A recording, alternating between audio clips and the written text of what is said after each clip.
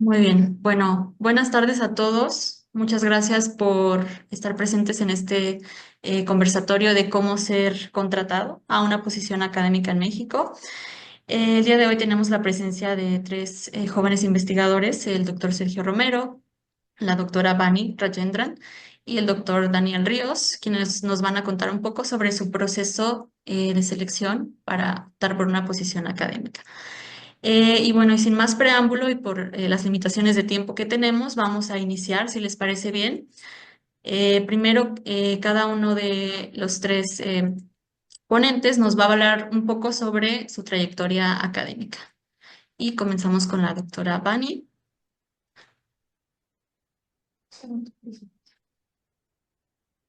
Ok.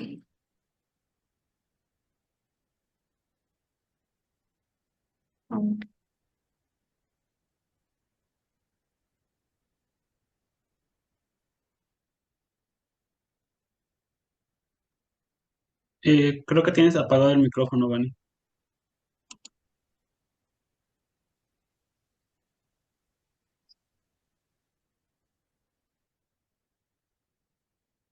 Perdón, no encontré. Am, ¿Está la presentación? Porque no lo veo. No se ve en presentación, se ve como solamente como en las Ajá, diapositivas. sí. Ahora ya. Ok, ok. Creo que quizás es muy lento. No sé si, creo que sí tengo control, pero no sé qué está pasando. No. Bueno, empiezo igual. Soy Vani Rajendran. Estoy recién contratada en el Instituto de Fisiología Celular de UNAM, aquí en Ciudad de México. Y pues para hablar un poquito de mi trayectoria, obviamente no soy mexicana, y pido perdón por mi español ya de ahora, pero empecé mi trayectoria, básicamente nací en Estados Unidos y estudié la licenciatura en la Universidad de Rice en Houston, Texas, y ahí estudié ingeniería biomédica y economía. Y la verdad, en ese momento no tuve idea qué quería hacer. No tuve esa idea de ser neurocientífica que es lo que dedico ahora. Entonces, terminando la universidad, me apareció oportunidades de hacer unos internships, prácticas. Uno que fue a través de mi departamento de ingeniería, que nos mandó a distintos países en África. En esta vez fui a Lesotho. Y después de eso fui unos meses a Alemania para trabajar en Fraunhofer. Y los dos cosas muy interesantes, muy bonitos, nada que ver con neurociencia y pues me quedé con la duda qué voy a hacer después. Pero una vez que estaba en Alemania, eso fue mi primera vez como estar en Europa y me fui a visitar otros lugares. Me emocioné mucho por ser jovencita y ahí en la aventura. Entonces, a ver si aparece más. ¿Tienes control, Celina? No, está. Solo es muy lento. Ok. Bueno, entonces fui a Barcelona, estaba caminando en la playa y vi ese edificio enorme que me llamó la atención. Tuve curiosidad qué puede ser. Y resulta fue un instituto que se llama Center for Genomic Regulation, CRG. Ah, y no sé si va a aparecer o no. Am, pero sí, y justo estaban buscando un técnico académico ahí, y metí en la página porque en ese momento estaba buscando trabajo y justo estaban buscando a alguien con mi perfil que estudió ingeniería, como todos los requisitos, estaba como si fuera escrito para mí. Y fue una colaboración con Genidia Farm en Estados Unidos y fue ahí un proyecto muy bonito de optogenética en moscas, en los larvas de Drosophila. Y eso, por hacer ese proyecto 2 años, me interesé muchísimo en neurociencia y también tuve material para poder aplicar para hacer un doctorado, para hacer posgrado, básicamente. Entonces, el siguiente paso fue ir a Oxford. Ahí me ofrecieron una beca de Wellcome Trust de 4 años, de un año de maestría y de 3 de doctorado, súper rapidísimo. Casi nadie termina en ese tiempo, pero bueno, estaba en Oxford al final 6 años. y terminé con mi doctorado. Y luego fui a Hong Kong. Ahí estaba por un postdoc 2 años. Me gusta esa foto porque Hong Kong es un chorro de edificios, pero también hay montañas y cosas verde, muy bonito. Estuvo muy interesante toda esa experiencia. Am, ¿Qué pasó? Ok. Y luego un segundo postdoc que estaba en Francia. Y eso fue antes, bueno, pasó la pandemia también, eso es otra historia, pero bueno, al final llegué a París para hacer un postdoc de 1 año. Y al final, el tercer postdoc estaba en Querétaro, ahí con el doctor Hugo Merchant, que trabaja con monos, y ahí, desde ahí es cuando, pues luego hablo un poquito de eso, pero me gustó mucho vivir en México y apareció la convocatoria y pues básicamente la trayectoria en mi caso fue muchos países en 14 años, pero resulta que me contrataron aquí en fisiología celular. Ya.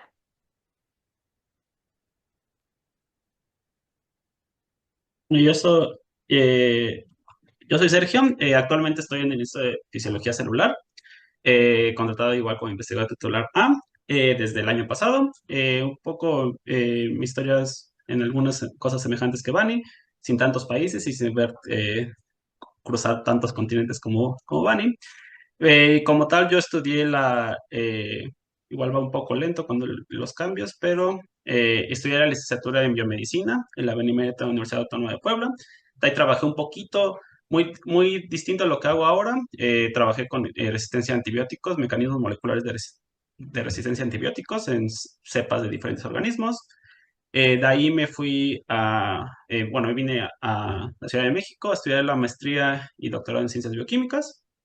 Y justo un poco como con la espinita de que yo en la carrera había trabajado con sociólogos haciendo trabajos de traducción y de transcritos eh, para un poco, para tener un poco de financiamiento propio para las cervezas y eso. Entonces, básicamente me interesa durante el doctorado, me meto a una segunda licenciatura, que estudio sociología como segunda carrera, completamente distinta al campo de las ciencias biológicas, pero igual amplió mucho el panorama. Después, cuando acabo el doctorado, aplico una beca de postdoc, una beca de postdoctorado, la Humboldt.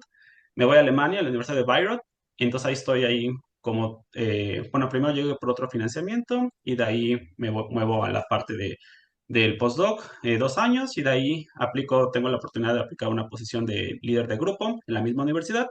Y en el mismo grupo, como es un tipo parecido como si fuera asociado aquí en México, y ahí ya me meto mucho más al trabajo de diseño de proteínas, ingeniería de proteínas, que es lo que yo trabajo. Entonces, de ahí como justo durante el postdoc ya siendo líder de grupo, justo de hecho recién que me habían dado la posición de líder de grupo, sale la convocatoria para el fisiología celular.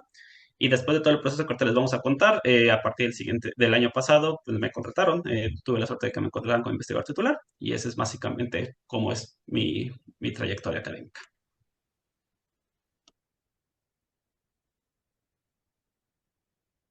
Ahí voy. Hola. Hola a todos y a todas. Gracias, Elena, por la invitación.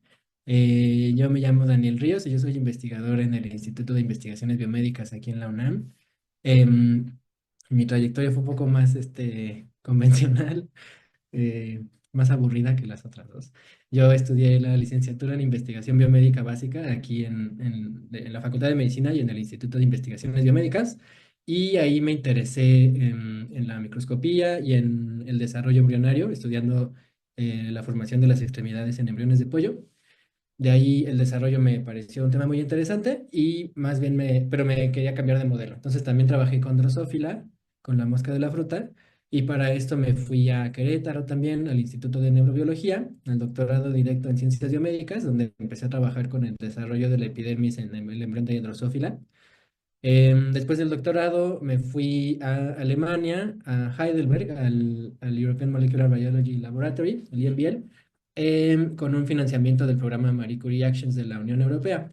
Este financiamiento dura 3 años, pero después de eso mi jefa me pudo extender el contrato otros 3 años, entonces estuve 6 años de postdoc. y ahí continué trabajando con Drosophila, pero ahora cambié más bien a la formación del sistema respiratorio. Igual ya sabrán los detalles de cómo llegué a biomédicas, pero ahora en mi laboratorio, que empezamos en el 2020, trabajamos las dos cosas, entre otras cosas, formación de la epidermis y del sistema respiratorio utilizando al embrión de Drosophila.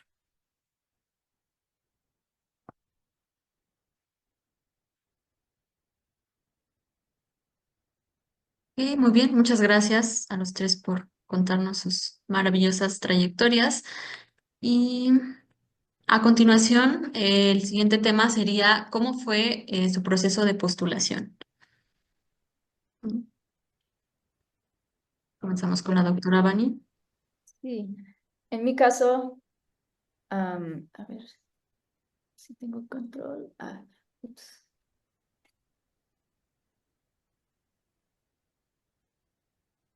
Ok, en mi caso es básicamente un poquito parecido a lo anterior.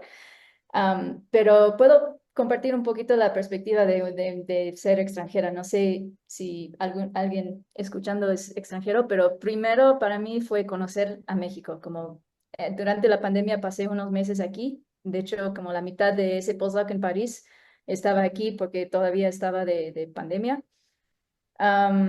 Y luego fui a un congreso que estaba en Querétaro, se llama Timing Research Forum. De hecho, lo que hago de investigación es del sistema auditiva y específicamente con ritmo y tiempo y cómo está en el cerebro eso. Entonces, había un congreso muy interesante y de hecho organizó a mi futuro jefe, Merchant, en Querétaro, pero ahí vi la Instituto de Neurobiología me enteré que hay mucha investigación muy bonito que están haciendo los investigadores en México y la verdad, por hacer todo en extranjero, eso no se ve tanto en los congresos, no hay tanto presencia de investigación de Latinoamérica. Eso pues es una lástima, pero es una realidad. Entonces, para mí, llegar aquí me abrió la posibilidad de, wow, aquí hay cosas muy chidos para hacer. Entonces me metí para el postdoc de GAPA, llegué a Querétaro, ya les conté eso. A ver, voy a adelantar poquito porque está muy lento eso.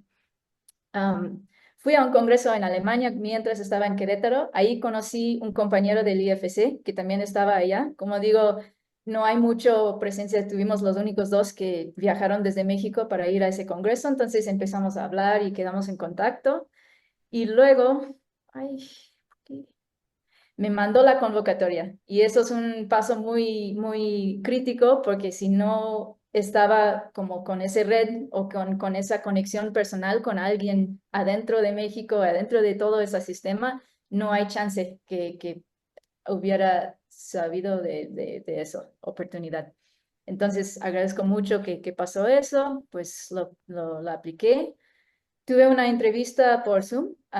Eso es el primer paso. Yo creo que pasando al primer filtro de los currículum y tu propuesta de trabajo, te invitan a una entrevista y luego de eso tuve una segunda entrevista ahora en presencial y tuve que dar un seminario de todo el trabajo, bueno, el trabajo que he hecho y lo que quiero hacer y también visitar con los investigadores, los compañeros del instituto y me dijeron que sí, y luego, pues como extranjero también muchos papeles, muchos, muchos, muchos papeles. Más que pude imaginar en la vida, pero todo, y por ser extranjero, tener todo en mi formación en extranjero, significa como traducciones de todos los documentos, apostillado, ni sé qué es, pero tuve que hacer cartas de los mentores, comprobantes de absolutamente todo.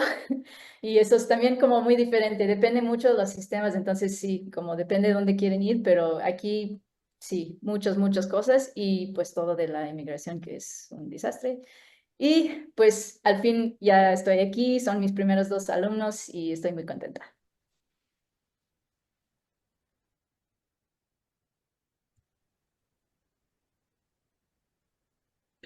Bueno, para mí la parte un poco cronológica también es parecida a Bani en el sentido en la convocatoria, porque fuimos contratados en la misma convocatoria que salió en el IFC. Como tal, yo ya llevaba yo llevaba varios meses siendo como group leader allá en Alemania y justo me entero que sale esa convocatoria. Todavía no sabía si iba a volver o no a México. Bueno, quería volver, pero no sabía, nunca he tenido una convocatoria muy abierta, que ahorita vamos a platicar un poco de eso. Entonces, después yo tenía como 6 años de estar en Alemania, primero como postdoc y luego como group leader. Sale esta convocatoria y la verdad fue una convocatoria que lo vamos a platicar un poco en la siguiente parte, pero en mi caso yo considero que fue una convocatoria muy buena en el sentido de que fue muy amplia, era para todos los campos de estudio que estuvieran abordados en el IFC y eso me permitió aplicar. Entonces fue la convocatoria en 2022. Bueno, sale la convocatoria, yo mando mis papeles en diciembre, justo un poquito antes de que cerrara la convocatoria, como nos encantan las deadlines a nosotros, lo mandé muy justito. La primera entrevista la hacen por Zoom en marzo de 2023. La segunda entrevista, como dijo Vani, ya fue presencial. Fue la entrevista con diferentes colegas y con el consejo interno del instituto y doy un seminario. En julio del 23 vengo de Alemania para México. De hecho, como 3 días que vine solamente para eso. Y ya en agosto me mandan la oferta y yo yo acepto la oferta en 2023 porque estaba decidiendo si venía o no. Y justo en el año pasado, en junio, es que que regreso a México, 2024, y justo apenas hace unos poquitos meses acabo de mudarme al nuevo laboratorio, entonces apenas va empezando un poco. Un poco como los requisitos que lo que hubo en esta convocatoria que aplica igual para la de Bani y para mí, te pedían postdoctorado mínimo en el extranjero 2 años, 4 años de labores de investigación, que básicamente cualquiera lo puede cumplir. La edad tenía edad sugerida, no era edad obligatoria, pero edad sugerida de menor de 40 años. Pues documentos, todo eso que también vamos a platicar un poco en la siguiente parte. Y justo nos pedían a nosotros un proyecto de investigación y un plan de trabajo, que era lo que queríamos realizar aquí en el instituto. Y justo el seminario institucional era tanto de los proyectos que habíamos hecho nuestra trayectoria y lo que habíamos hecho en los postdocs y eso. Y además, la segunda parte fue la réplica del proyecto, o sea, de lo que queríamos hacer aquí en el instituto. O sea, un poco más, un grupo más cerrado de investigadores y técnicos académicos, y fue la réplica de lo que queríamos hacer acá. Entonces, básicamente fue el proceso que fue aquí en fisiología celular, que fue más o menos desde que salió la convocatoria hasta que llegué aquí al laboratorio, fueron como 2 años.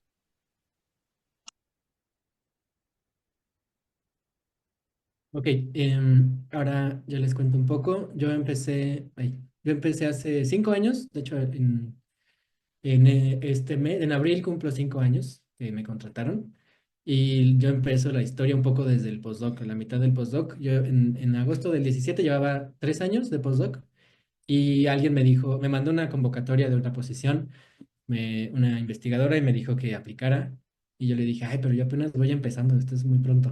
Y me dijo, no, ya tienes que empezar, o sea, ya es hora de que empieces porque ya llevas 3 años. Y entonces como que me abrió los ojos a la realidad que tenía que empezarme a mover. Y le agradezco mucho ese consejo porque a partir de ahí me di cuenta pues que no iba a ser tan fácil, ¿no? Sí es un mercado muy competido, mucha demanda y poca oferta. Entonces, esa fue mi primera aplicación y después, para hacer la historia no tan larga, y si el mouse responde, apliqué como a 15 lugares en todas partes del mundo. Yo quería regresar a México desde el inicio, pero me di cuenta que o sea, iba a estar difícil, ¿no? Que probablemente no iba a ser tan fácil. Entonces empecé a buscar, sobre todo en Europa. Yo estaba en Alemania, entonces me gustaba Europa, quería quedarme por allá. Si no era México, en cualquier posición que yo veía en México, apliqué.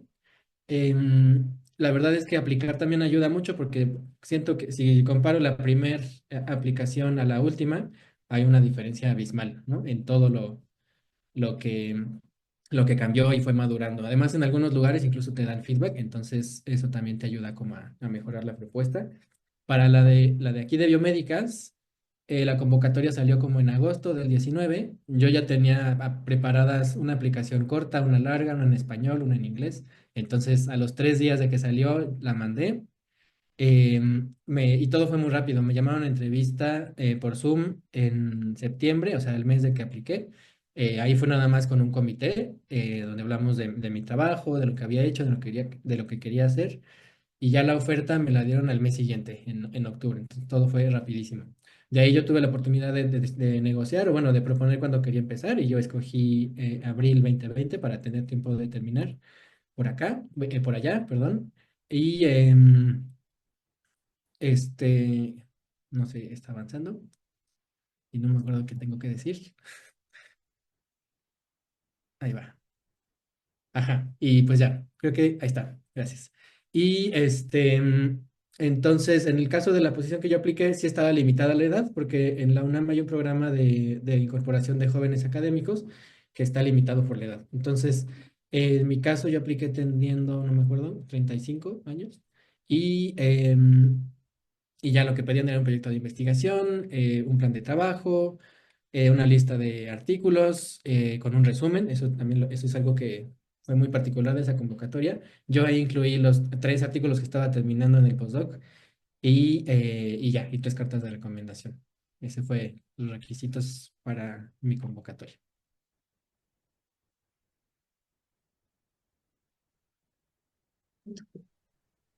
Bueno, muchas gracias a los tres. Igual un interesante segmento de interés para todos. Y quisiera irles comentando a los asistentes que pueden ir colocando de una vez sus preguntas en el chat para que nos dé tiempo de que puedan ser atendidas por los ponentes.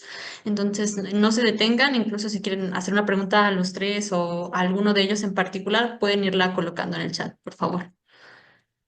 Y bueno, seguiríamos con el siguiente segmento, que es directamente qué consejos y recomendaciones nos darían nuestros speakers en este proceso de postulación y aplicación. Ok, voy a empezar otra vez.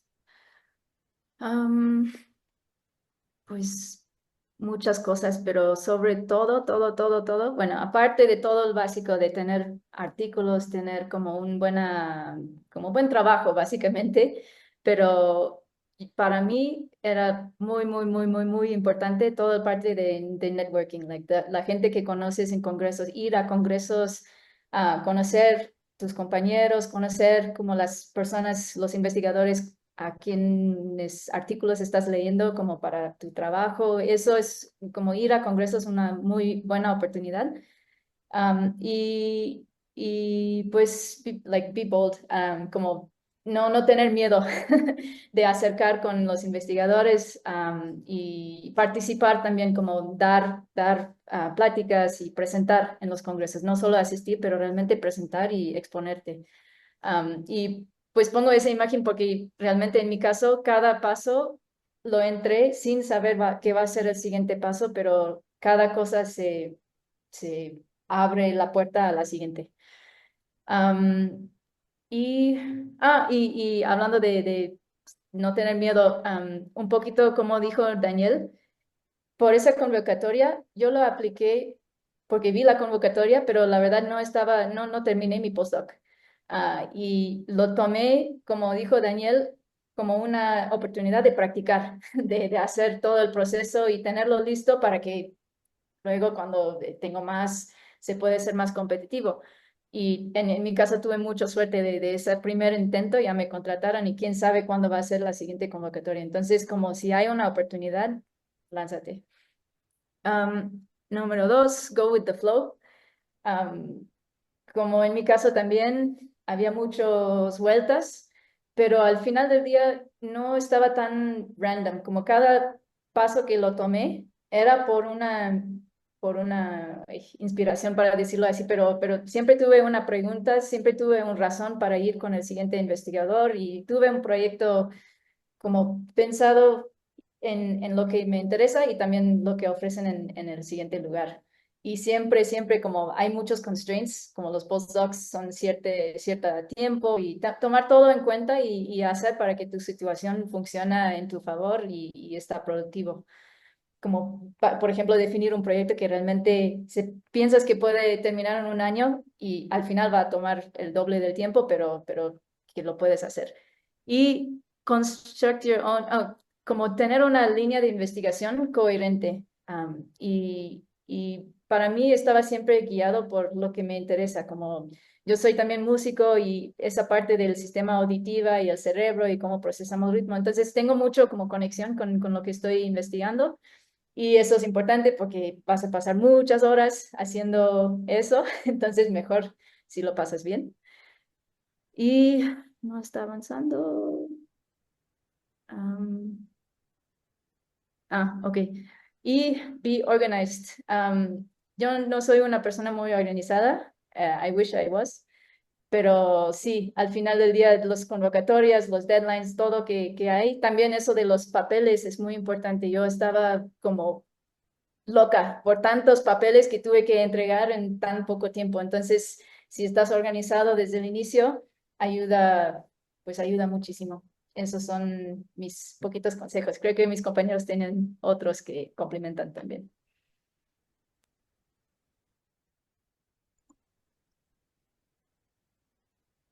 Bueno, justo hay unos consejos que se igualan igual con los de Bani.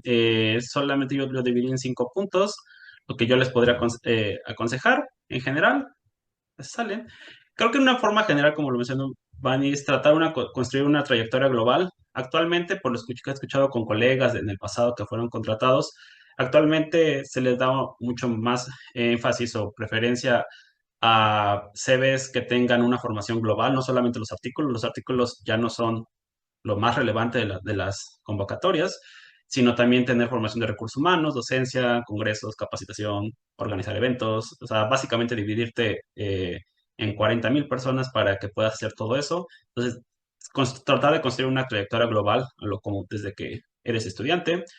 La segunda es, que yo diría, es aterrizar, desarrollar y escribir los proyectos con tiempo.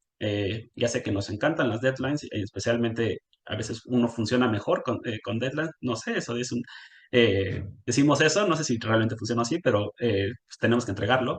Pero creo que es una buena idea de que no esperes hasta que salgan las convocatorias, porque normalmente las convocatorias cierran muy pronto. Entonces, madurando tu proyecto y poniendo las ideas y darle como un contexto, creo que ayuda bastante. El tercer punto que podría recomendar es, ahorita si te parece, un momento.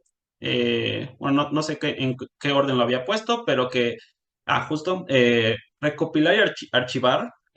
Suena muy tonto, pero un consejo que yo les daría es como organiza comprobantes y pide comprobantes de todo lo que hagas. O sea, constancias de eso es. O sea, hay muchas cosas que a veces yo no llegué a meter que las hice, pero no hay forma de comprobarlas. Entonces, lamentablemente el sistema aquí, bueno, dependerá, pero yo creo que eso aplica, bueno, al menos a mí también aplicó cuando estuve en Alemania, te piden comprobante de todo. Entonces, que la carta, que eso, entonces, sobre todo, especialmente si reclutas alumnos, si tienes alumnos y supervisaste alumnos, es muy importante que hay un comprobante, una comprobación en tesis o tu nombre aparezca, porque eso es vital para el nivel que te contrata, justo para los alumnos, la parte de los alumnos.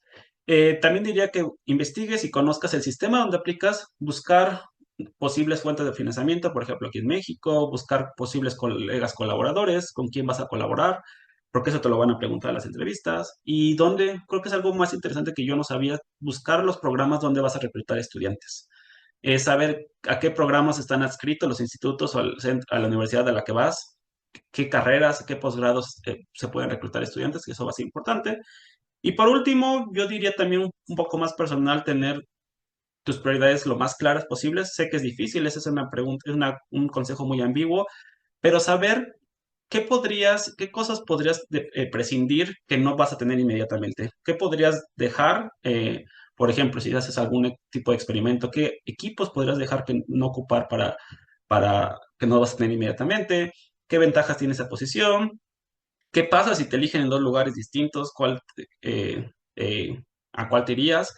Y sobre todo creo que es importante construir una red de apoyo para charlar sobre el tema, eso, que platiques sobre el tema y que puedas consultar sobre esto. Entonces esos son básicamente los consejos que les podría dar.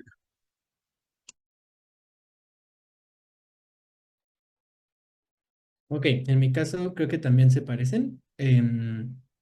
Yo lo primero que puse es planear con tiempo, porque como les decía, no sabes realmente si va a ser rápido, ¿no? Si vas a tener la suerte de que sea un proceso rápido, o si, no sé, si te va a requerir unos 2 años, 3 años de planeación. no sabes, o sea, entre más lo hagas con tiempo, aunque vayas, no sé, empezando tu postdoc, que empieces a pensarlo, eso creo que es algo que te puede ayudar.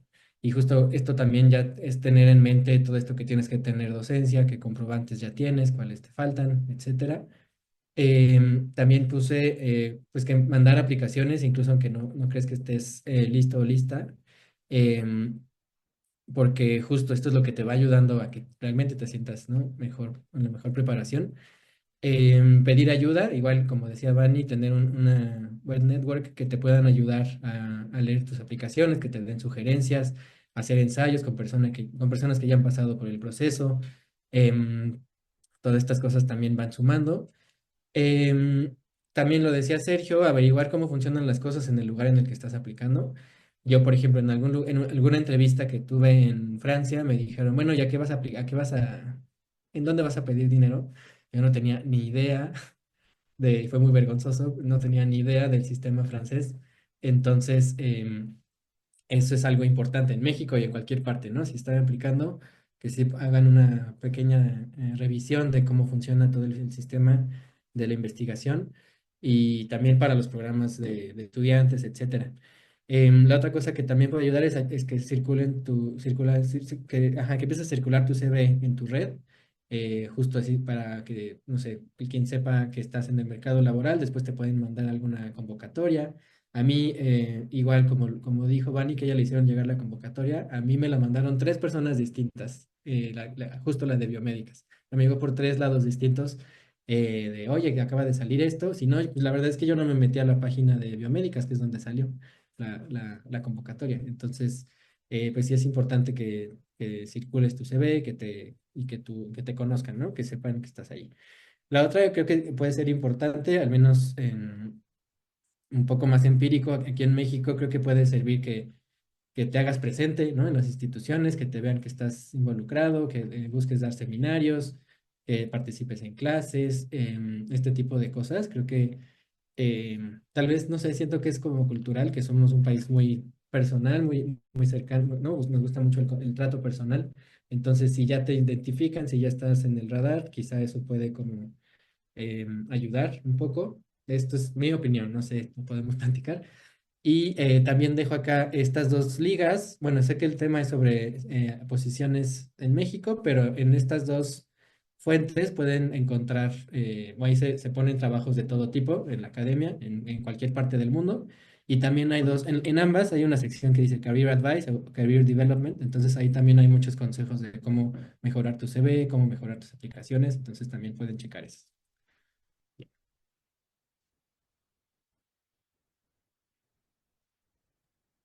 Listo, pues muchas gracias nuevamente a los tres por tan buenos consejos y recomendaciones. Estoy segura que nos van a servir muchísimo.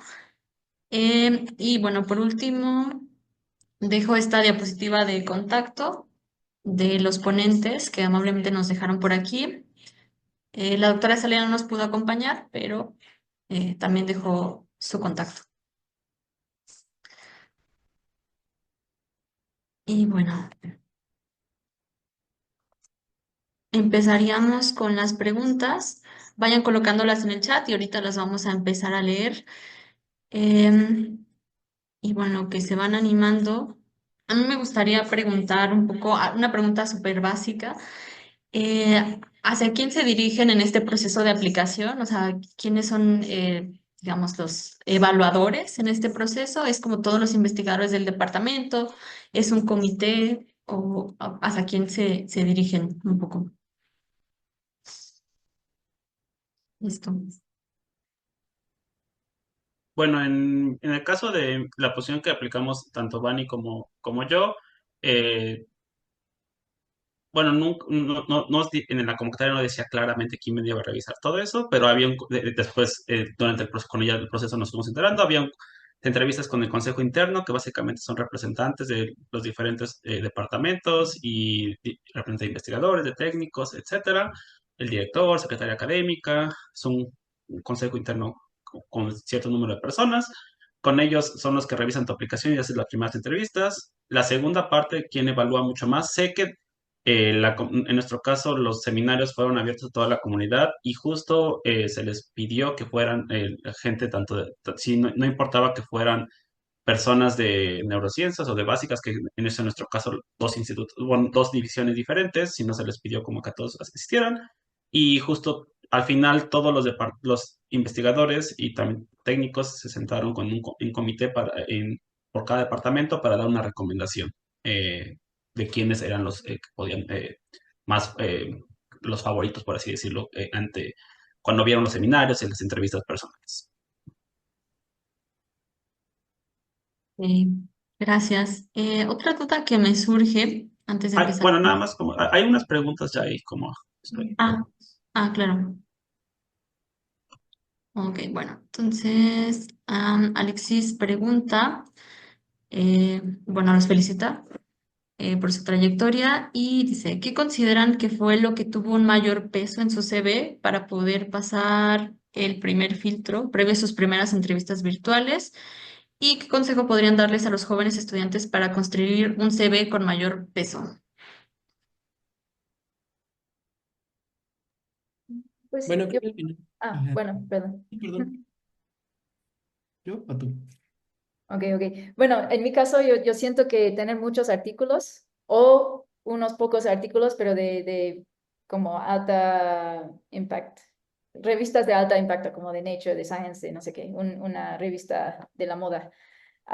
Eso es muy importante. Yo creo que eso, si no tienes publicaciones, ni te van a considerar.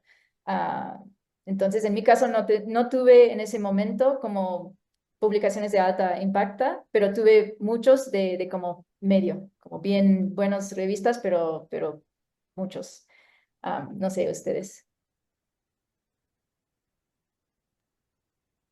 También, bueno, si quieres tú primero. Bueno, sí, creo que, bueno, tristemente todavía se considera eso que dice Vani, alto impacto, em, pero creo que también es importante, al menos siento yo, creo que me ayudó, o sea, que lo que estás proponiendo hacer, vean que que lo sabes hacer, ¿no? O sea, que tienes experiencia en eso. em, Porque incluso eso hasta aplica hasta para grants, ¿no? O sea, si aplicas un grant y no puedes demostrar que puedes hacer lo que estás diciendo, creo que eso lo hace más difícil, ¿no? Yo, por ejemplo, cuando apliqué, en el momento que apliqué, tenía 5 artículos, no de mucho impacto, pero como les decía, yo incluí hasta puse así algunas figuras de los 3 que tenía en preparación, que no sabía si iban a salir en 6 meses o en 3 años, pero los puse. Y creo que eso ayudó que vieran qué es lo que estaba haciendo y que pues sí cuadraba con lo que quería hacer. Bueno, yo quisiera más agregar, nada a lo que dijo Vani y Daniel. En mi caso, yo le di mucho énfasis porque yo tuve oportunidades del inicio del postdoc dirigir alumnos, tesis de licenciatura y de maestría de alumnos. Como yo me metí mucho en la dirección, le di mucho énfasis que yo tenía alumnos titulados de maestría y de licenciatura. Entonces fue en mi aplicación como que le hice mucho más. El boost que yo creo que funcionó fue como que la dirección de tesis, a que ya podría tener no solamente hacer investigación, escribir artículos, sino también dirigir a gente y llevar a buen término esos trabajos y que varios de esos ya estaban integrados en alguna publicación en proceso. En mi caso creo que fue ya lo que le dio el peso. Sí, y una cosa rápido, pues los tres tenemos como trayectoria con extranjero. Creo que uno de ustedes ya dijeron eso, entonces creo que es muy necesario tener por lo menos algo en extranjero que tiene un buen renombre. En mi caso, Oxford, eso abre las puertas, es muy, sí, poderoso. Entonces, si pueden conseguir una beca, hacer una maestría o postdoc o lo que sea, pero eso ayuda mucho. Bien, muchas gracias. Arlen nos pregunta, ¿qué cosas creen que son importantes para tomar en consideración al dar el paso del doctorado a buscar un postdoctorado?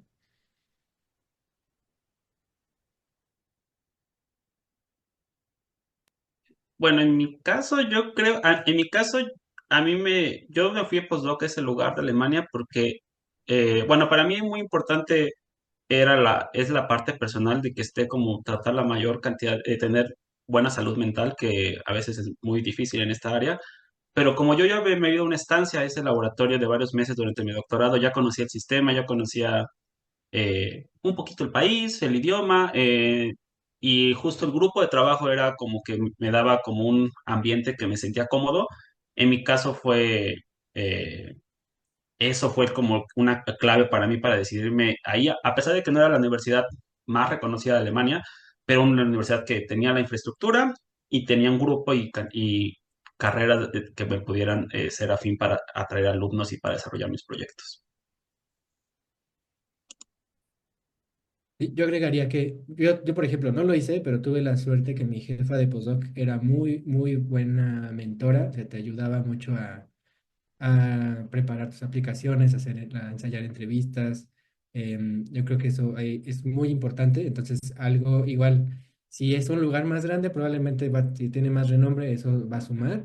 Pero yo diría lo más importante es que tengan un buen mentorship, ¿no? Alguien que les va a ayudar y que puedan desde antes hablar con integrantes del laboratorio y que les puedan decir, o que ustedes mismos puedan ver, ¿no? Si han formado otros grupos de investigación que han salido de ese lab, cosas así. Yo creo que eso también es muy bueno.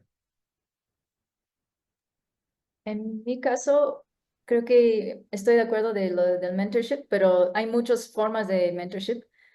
En mi caso, todos los postdocs que hice, los tres, son mentores que realmente están muy, como tuve mucha independencia. Yo vine con un proyecto, yo vine con una propuesta y eso es también bonito porque yo creo que algo que quieren ver de tu postdoc es que eres productivo y tienes tu propia línea de investigación, no es solo que estás tomando órdenes y haciendo lo que dice tu mentor. Entonces es como la oportunidad de desarrollar una línea de investigación y una como independencia.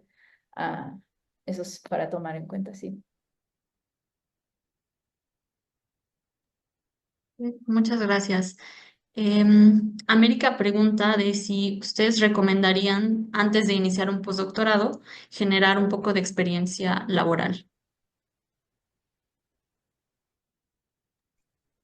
Pues creo que, bueno, al menos yo diría que la parte de la academia, si te vas a querer ser investigador, eso, pues el postdoc también es experiencia laboral, o sea, es como parte de tu experiencia y justo es cuando, como decía Vani, tenerla eres mucho más independiente de tener como, puedes desarrollar un poco tus ideas y aparte tener alumnos, dar clases, o sea, creo que eso ya lo contaría como experiencia laboral.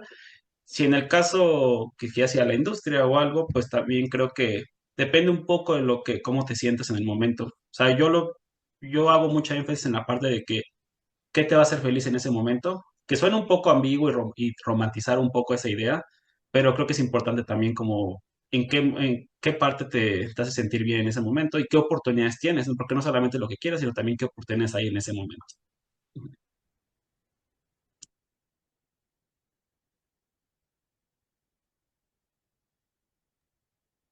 Ok, muchas gracias. Y referente, ahorita que se tocó el tema de lo laboral también, recuerdo esta pregunta no sé si ustedes alguna vez tuvieron esa duda, esa disyuntiva de sigo en el camino de la academia, considero la industria, no sé si alguna vez tuvieron esa duda o qué consejo podrían darle a alguien que también tiene esa duda y cómo podría clarificar o encontrar sus prioridades y sus preferencias.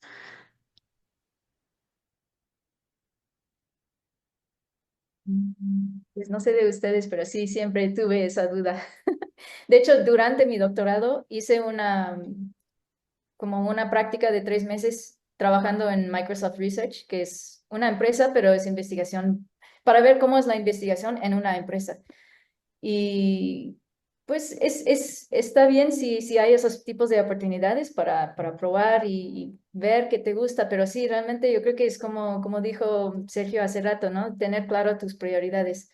Am, Obviamente hay ventajas y desventajas de quedar en el camino académico, y pues por la experiencia que tienes ahí, puedes entender más o menos si está bien tener tanto inestabilidad hasta la contratación, por ejemplo, eso no es para todos. Entonces, a veces mucho me atrae la atención o trajo la atención en mi trayectoria de estar 6 meses desempleado y pensando, hoy, ¿por qué no tomo el camino fácil y ir a una empresa que me da la estabilidad desde mañana? Entonces, sí, pero depende mucho cada quien. Lo que me gusta mucho de la academia es la libertad creativa realmente nadie me está diciendo qué hacer y eso lo vi diferente, igual que estaba haciendo investigación en una empresa. Allá tienen como ya jerarquía de todo Microsoft y alguien está mandando como eso van a investigar, pero por lo menos en mi caso y igual en mi formación, ninguno de mis mentores me han dicho, haz esto, o como abren la posibilidad de si yo quiero hacerlo, yo hago y luego tengo mis propias preguntas y me gusta mucho esa libertad, entonces me quedé aquí.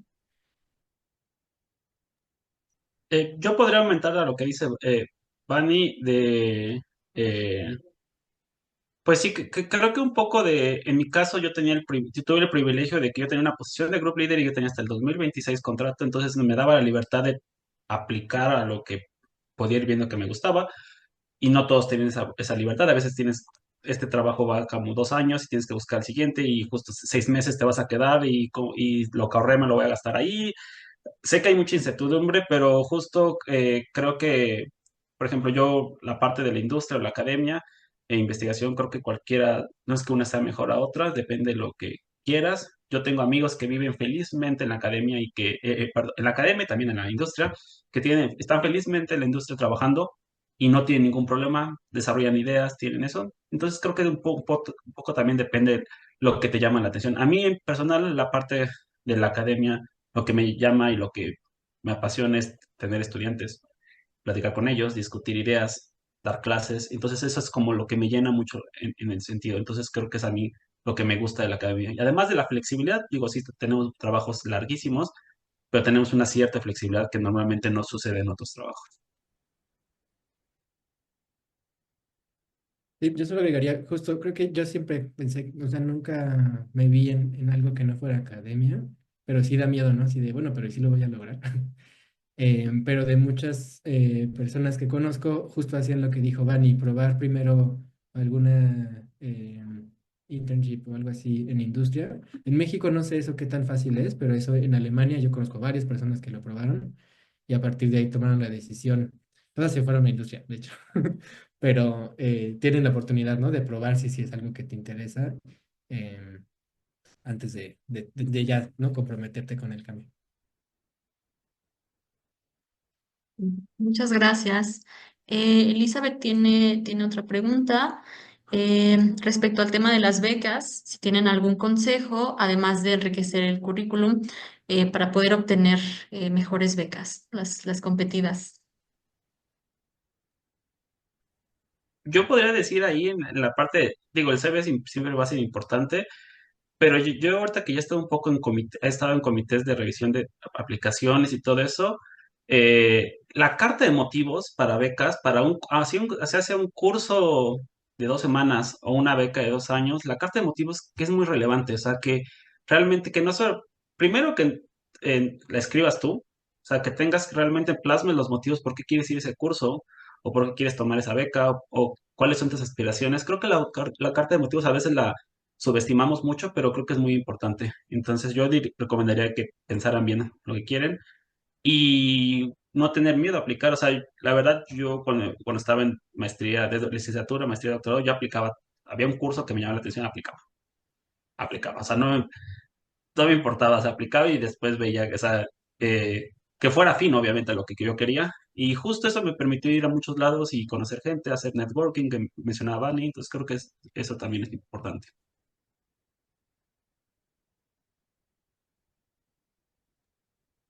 Y yo puedo también, estoy de acuerdo con lo que dice Sergio. Am, de hecho, eso de aplicar para hacer summer schools de cursos, eso olvidé de decir, pero también hice una estancia en Japón, justo como un summer school de Computational Neuroscience. Entonces hay muchas oportunidades. Puedo recomendar, pues, para obtener becas y obtener cualquier cosa, como meter hay listas de correos, like email lists de tu tema. En mi caso hay un auditory list y allá ponen anuncios, por ejemplo, de los cursos, de las becas, de oportunidades para hacer una maestría, lo que sea. Entonces, como mantenerse informado. También quería agregar que es chistoso, pero todos los tres estuvimos en Alemania y no creo que es coincidencia porque Alemania realmente tiene mucho buena investigación, mucha oportunidad, pero también como tiene muchas becas. La internship, la práctica que hice en Alemania fue de, ¿cómo se llama? DAAD. Y recomiendo mucho que meten en la página, buscan DAAD y hay prácticas en industria, hay prácticas de investigación, estancias, hay muchas oportunidades y justo para gente de otros países. Entonces, sí, como investigar.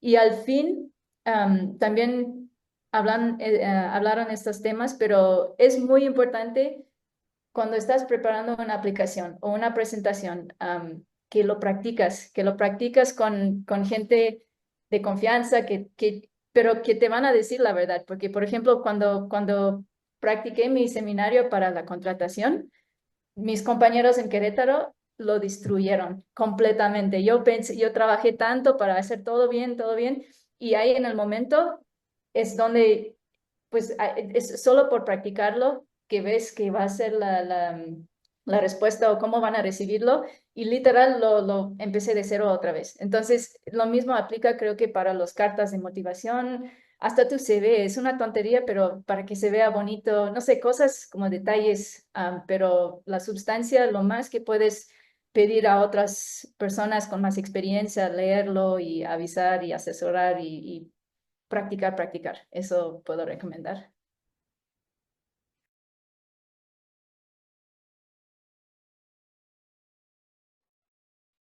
Ok, muchas gracias. Quedan pocos minutos por si tienen alguna duda. Ahora sí que pueden, aún están a tiempo de colocarla. Yo, referente a este tema de la presentación del plan de trabajo y el seminario y tal, quisiera preguntar un poco qué es lo que se valora o qué es lo que creen que se busca en este tipo de presentaciones. Que el proyecto o que la línea de investigación sea, no sé, realizable, o no sé, qué tanto toma en cuenta la formación de recursos humanos, qué colaboraciones podrían surgir, no sé, qué nos podrían decir un poco de qué aportar en ese tipo de planes de trabajo. Bueno, en mi caso creo que, en mi opinión, creo que es importante que muestres, o sea, que lo que estás presentando es algo robusto, o sea, no es algo que va a durar 3 años, ¿no? Sino que es una línea de investigación que vas a poderle dar continuidad desde la parte científica, ¿no? Que, o sea, que es algo más allá de un proyecto de doctorado, sino que puedes realmente hacer una línea de investigación a largo plazo y que lo puedes desarrollar ahí, ¿no? O sea, que tienes la infraestructura, que tienes los contactos, las colaboraciones para llevarlo a cabo, ¿no? O sea, más que se vea que es algo robusto y a largo plazo. Yo añadiría lo que dice Daniel. Justo yo cuando practiqué mi presentación que iba a dar acá en México con la gente de Alemania, yo me enfoqué mucho en el proyecto, o sea, la idea, todo eso, lo que iba a hacer, pero justo las primeras preguntas que me hicieron como, ¿con quién vas a colaborar? ¿Cómo vas a conseguir dinero? Justo lo que yo les aconsejé porque yo nunca lo había pensado. Entonces, y justo fueron las primeritas preguntas que cuando en el seminario ya después más discusiones era como, ¿qué colaboraciones has pensado aquí en México, en el extranjero? ¿Cómo vas a traer dinero? ¿Qué financiamientos hay? O sea, un poco conocer el sistema creo que ayuda bastante porque sí le da más la confianza de que conoces el sistema, que no llegues completamente en blanco.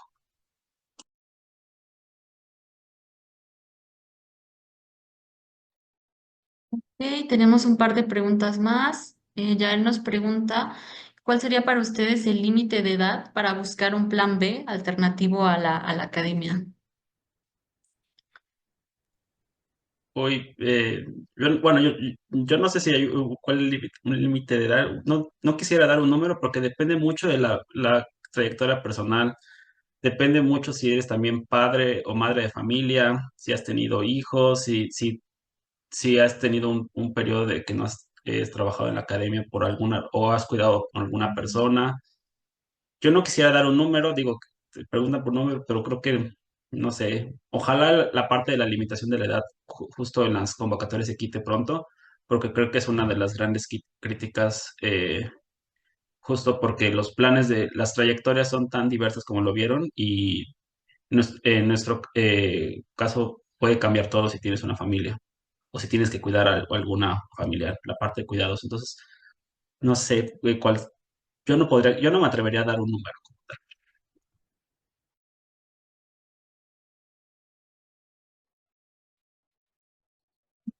Muchas gracias. La siguiente pregunta sería, es conocido que en el área académica mexicana el nepotismo es una práctica constante. ¿Cuál sería su opinión al respecto para sobrellevar una situación así?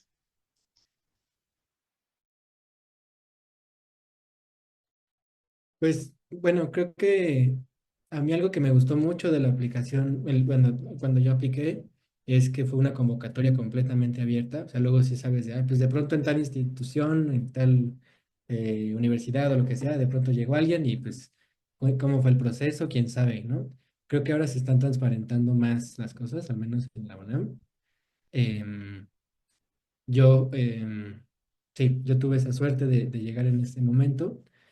Y pues sí, creo que, o sea, pues tenemos que presionar, ¿no? Para que esos sistemas se mantengan, ¿no? Y que sí realmente sean convocatorias abiertas y transparentes. Pero sí todavía es un problema que persiste en muchos lados.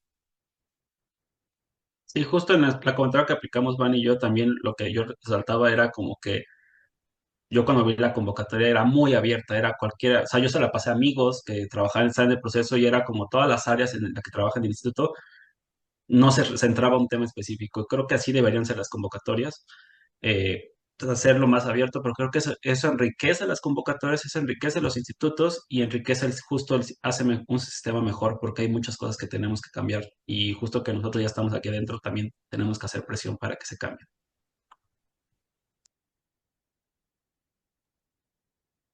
Claro, muchas gracias.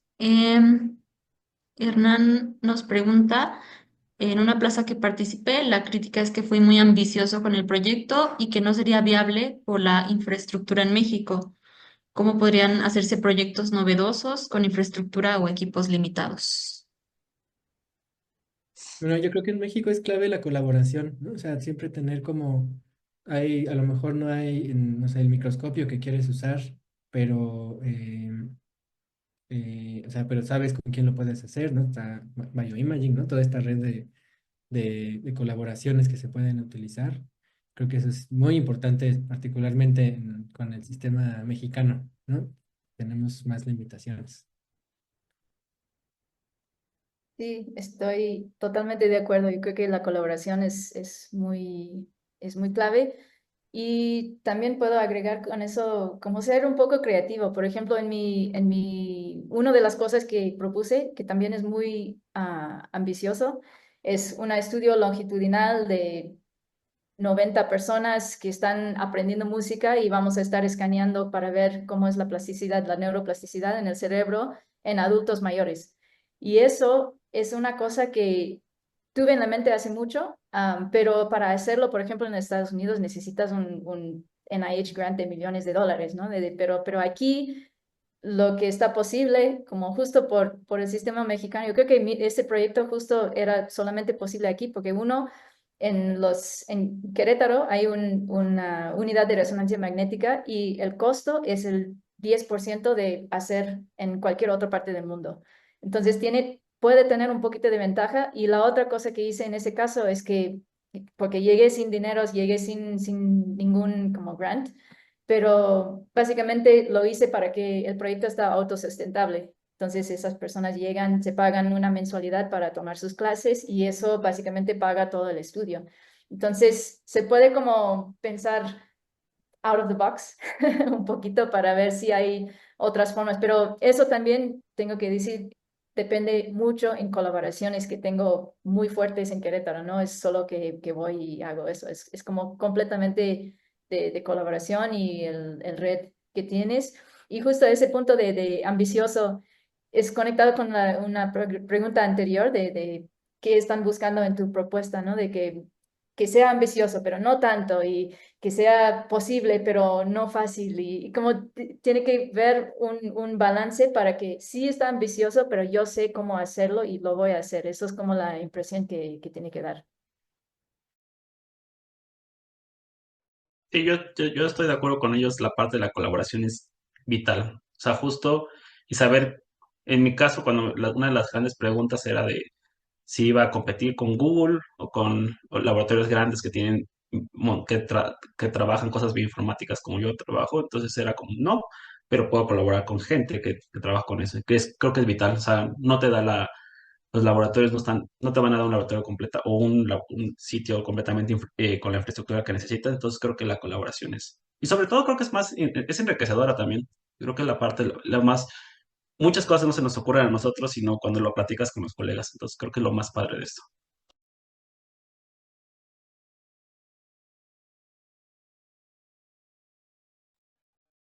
Sí, bueno, entonces las colaboraciones serían un tema bastante importante. Por lo tanto, el networking es cuando se vuelve también, pues, vital, ¿no? Básicamente en todo el proceso.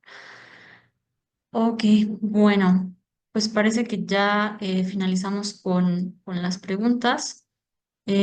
Para terminar, si no quisiera dejar de complementar esta pregunta, hace como dos preguntas atrás se habló un poco de esto, pero para finalizar sí me gustaría, dado que aquí pueden encontrarse los evaluadores, ¿no? Del mañana, ¿qué es lo que se puede mejorar en este sistema de selección, ¿no? ¿Qué falta por hacer para que vaya, para que mejore? Pues yo diría que en un caso que depende mucho de los que estamos dentro, es presionar que las convocatorias sean lo más transparentes y abiertas. Y en mi caso, yo lo que sugeriría, en mi caso que no pasó en la convocatoria, creo que también las clases muestra ante alumnos, creo que los alumnos, porque al final nosotros vamos a dar clases, va a haber docencia, entonces creo que también considerar esa parte o que haya que considere la parte de que sepas dar clases y que tengas algo de habilidades docentes, creo que también sería relevante. Yo creo que tal vez se podrían incluir en el futuro. Algo un poco, bueno, no sé, un poco incendiario. O sea, que he platicado con otras personas es, hacemos exámenes psicométricos para estudiantes, pero no para profesores o profesoras, ¿no? Creo que eso sería importante, ¿no? Que también incluyéramos estos exámenes para las contrataciones. Yo siento que ya tuvimos bastante examen, ¿no? Por el seminario, todas las preguntas, todo como el plan de trabajo, no sé.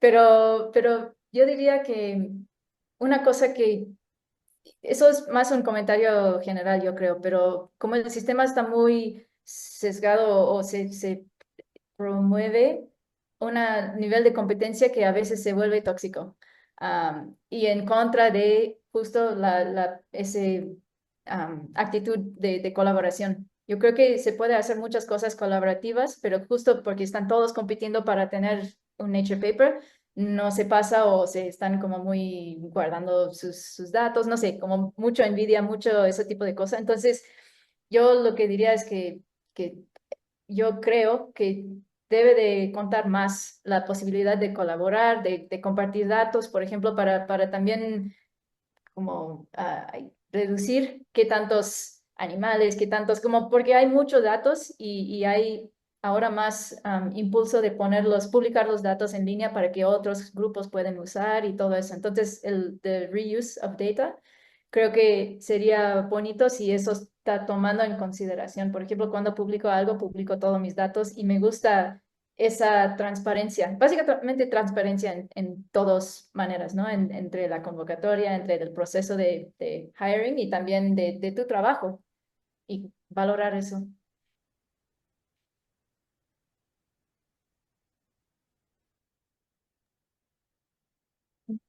Muchas gracias. Y bueno, la última pregunta fue algunas fuentes alternativas de financiamiento en México. Ya el doctor Daniel amablemente nos compartió una fuente. No sé si alguien más guste agregar algo sobre eso. Bueno, hay unas fuentes justo de financiamiento para estudiantes y estancias como la que mencionó Bani de la DAAD, que a mí me encantan esos programas, creo que eh, justo también en Europa hay un ERC, el European Research Council, que financia proyectos internacionales, que hay unos que México podría participar en colaboración. Y sé que había varios en Estados Unidos, pero actualmente con las políticas de Trump, pues ojalá eso mejore y que no se cancelen ese tipo de financiamientos.